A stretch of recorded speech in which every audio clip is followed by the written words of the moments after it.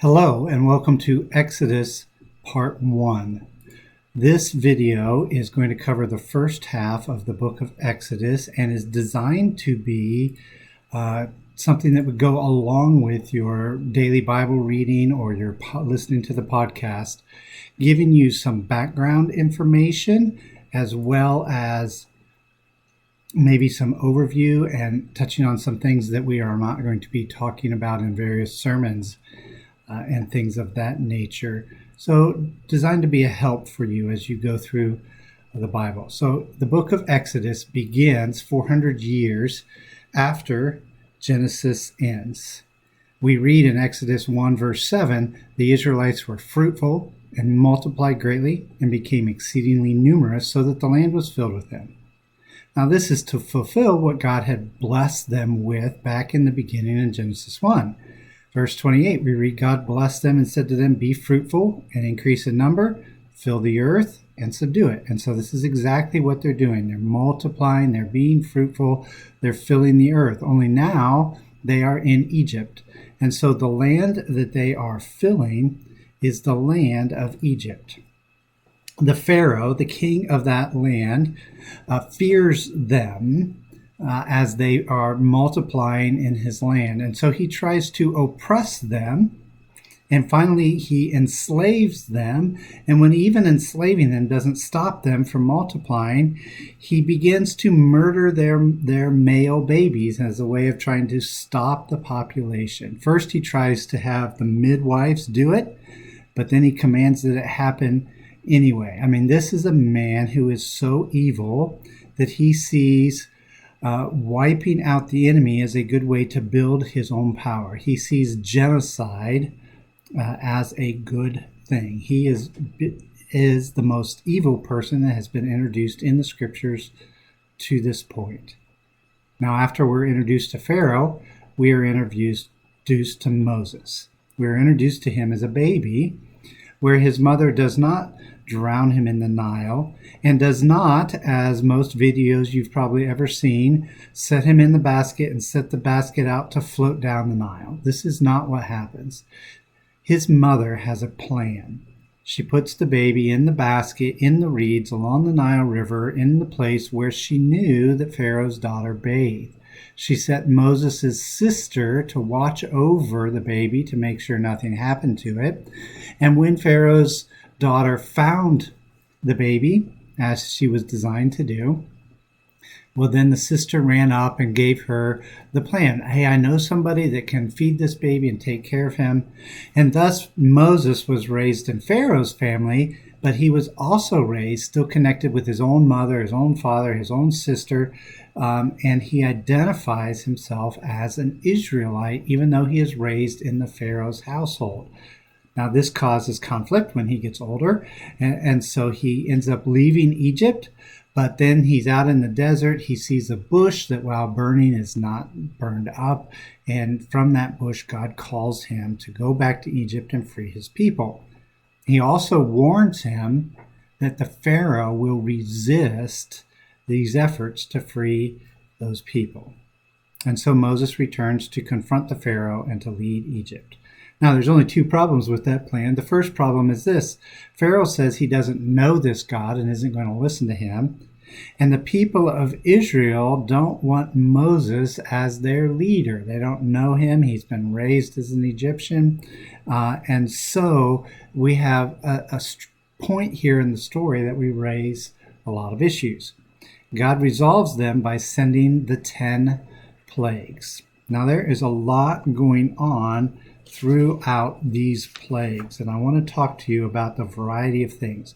We tend to think of the plagues as something that happened in order to convince Pharaoh to let the Israelites go, and that is their primary purpose. But there are other things going on here. Each one of the plagues confronts one of the many gods that the Egyptian has. And so a secondary thing that's going on here with these plagues is that God is showing that he, the God of the Israelites, the creator God, is greater than all of these false gods the Egyptians have. The third thing that God is doing throughout these plagues is he is convincing the Israelites who over 400 years in Egypt have wandered from him and don't know him. He is convincing them to follow him and to listen to Moses. And then finally, he is using these plagues and the events around the plagues to teach Moses on the personal level to trust him and what it means to be a leader. So we'll kind of run through these plagues. The first plague was the turning of water into blood. This happened in the Nile River and the other sources of water within Egypt as well. But primarily we're focused on the Nile River here. And we see in this chart that there are at least 3 different gods the Egyptians had that were related to the Nile River.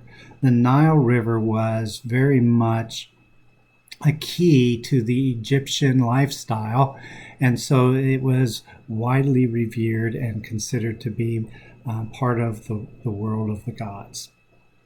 God is showing by this miracle that he is greater than these false gods of the Nile River.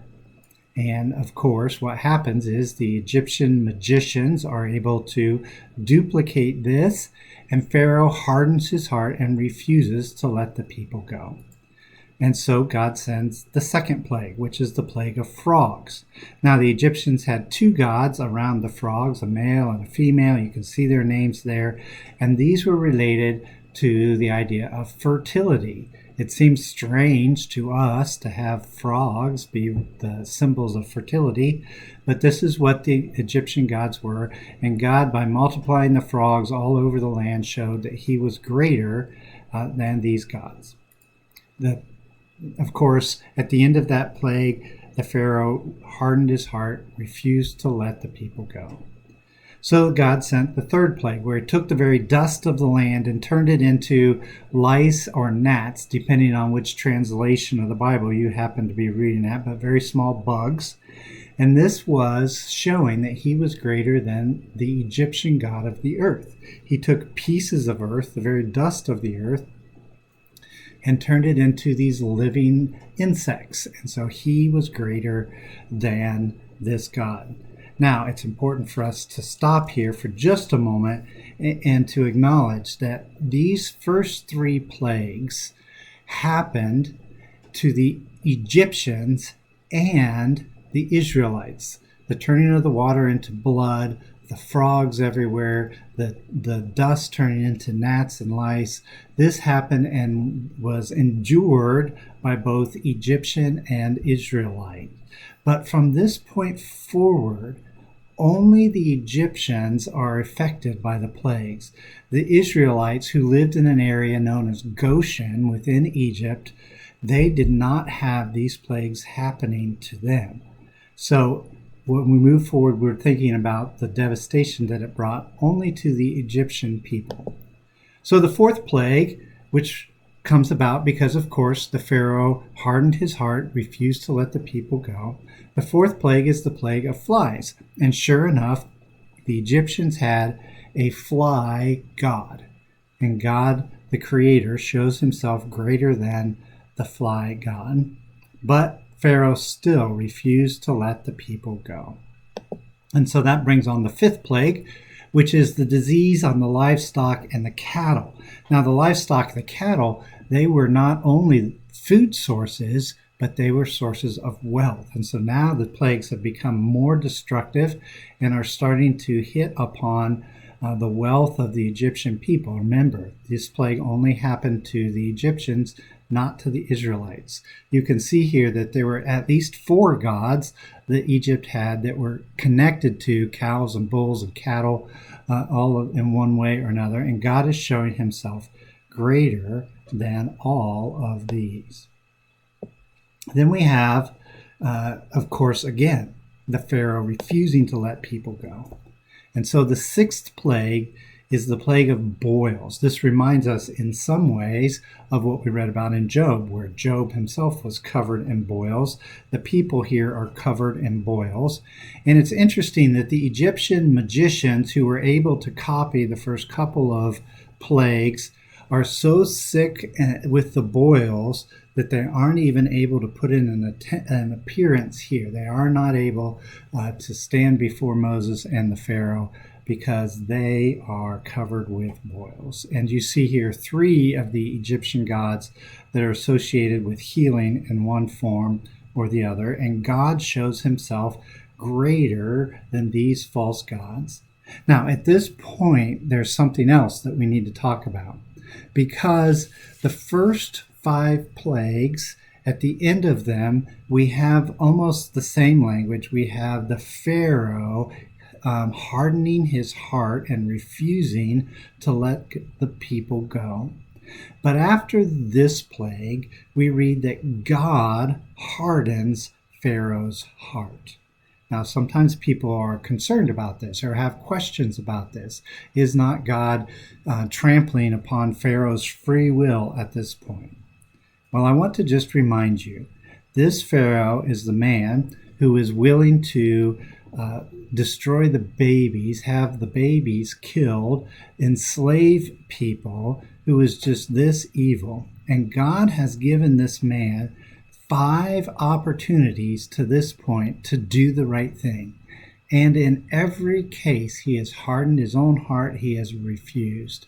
And so it is as though God has said, all right, enough is enough. From this point on, I will bring about my will as I so desire. And so from the 6th plague to the end, we only read about God hardening Pharaoh's heart. God takes that control and goes forward from there as he pleases. So then we lead to the 7th plague, which is the plague of hail. Now, Egypt is in the desert in the Middle Eastern region there, and they don't get hail in the desert at all. So the very fact that there is hail in the first place is significant, and it shows that God is greater than the Egyptian weather gods, as it were.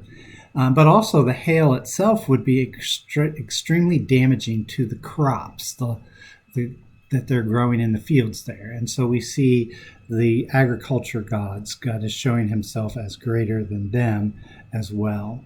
At the end of that plague, God sends the plague of locusts. And sure enough, there is a god in Egypt specifically designed to protect the Egyptians from the locusts. Locusts were a thing that happened in that region. You would get a huge swarm of these grasshopper-like things that would come through and just eat every possible thing. So any of the crops that were left behind after the hail would have been eaten up by the locusts. So at this point, we've had the flocks, the cattle, and those things have been sick and destroyed in much of the cases, and also the agriculture of the fields have been destroyed as well. The 9th plague is the plague of darkness.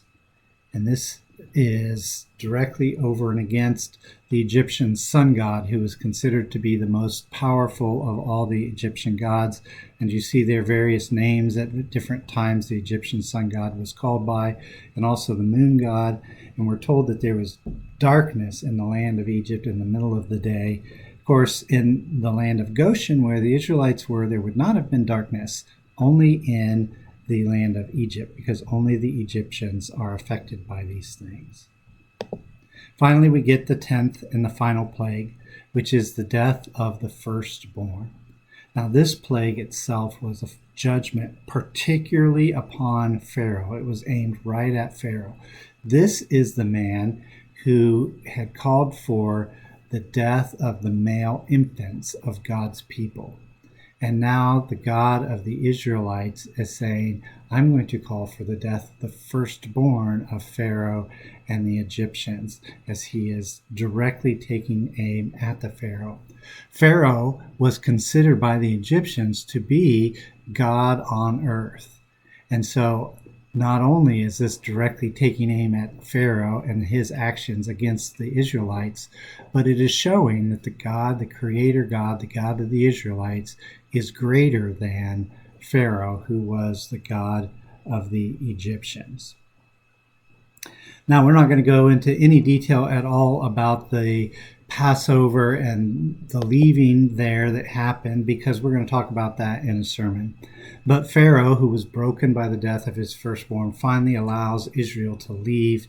He has second thoughts, though, and changes his mind, sends the army out after God's people, who have gone in a strange direction and end up trapped between the Red Sea on one side and the army of Egypt on the other side. And they cry out to God, and God opens a way through the Red Sea that they can pass through on dry ground. And when the Egyptians try to follow in behind, they are destroyed when the waters close over them and they die. And so then we have this kind of pause, and we have a celebration story. We have the Song of Moses as he's celebrating the work of God in bringing them salvation. After the celebration is over, they begin to travel to Mount Sinai. And very quickly, we begin to get a preview, just a little sneak peek of what these people are going to be like as they complain. There's not enough food. There's no water, right? And you brought us out here in the desert to die. And so God graciously provides for them. And then the first part of the story ends at this point as the people of God arrive at Mount Sinai. And we will continue on in the second video about the rest of the book of Exodus.